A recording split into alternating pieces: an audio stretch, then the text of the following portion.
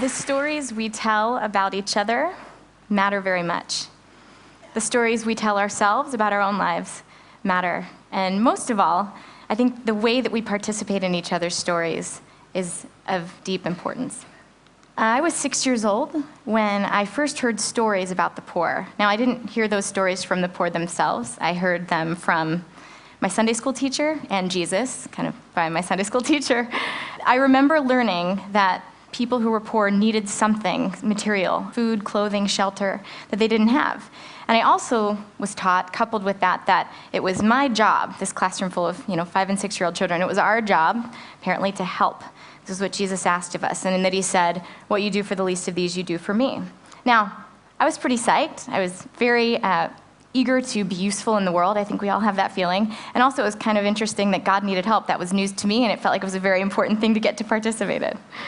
But I also learned very soon thereafter that Jesus also said, and I'm paraphrasing, the poor would always be with us. This frustrated and confused me. I felt like I had been just given a homework assignment that I had to do, and I was excited to do, but no matter what I would do, I would fail.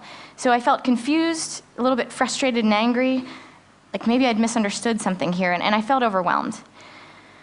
And for the first time, I began to fear this group of people and to feel negative emotion towards a whole group of people. I imagined in my head a kind of long line of individuals that were never going away, that would always be with us. They were always going to ask me to help them and give them things, which I was excited to do, but I didn't know how it was going to work. And I didn't know what would happen when I ran out of things to give, and especially if the problem was never going away.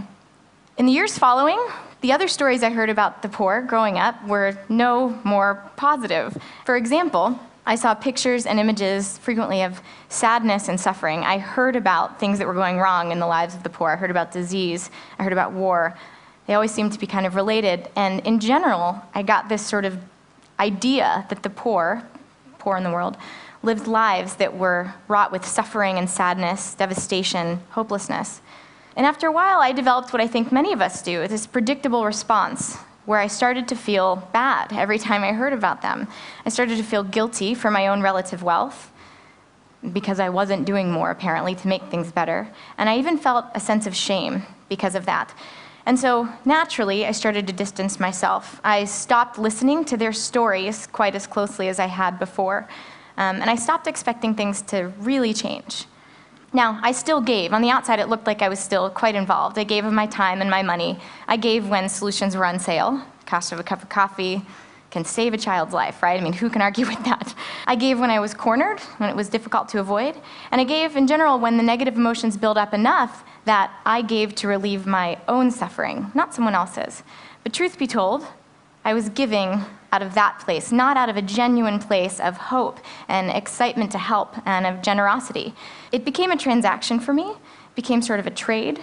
I was purchasing something. I was buying my right to go on with my day and not necessarily be bothered by this bad news. And I think the way that we go through that sometimes can, first of all, disembody a group of people, individuals out there in the world, and it can also turn into a commodity, which is a very scary thing. So as I did this, and as I think many of us do this, we kind of buy our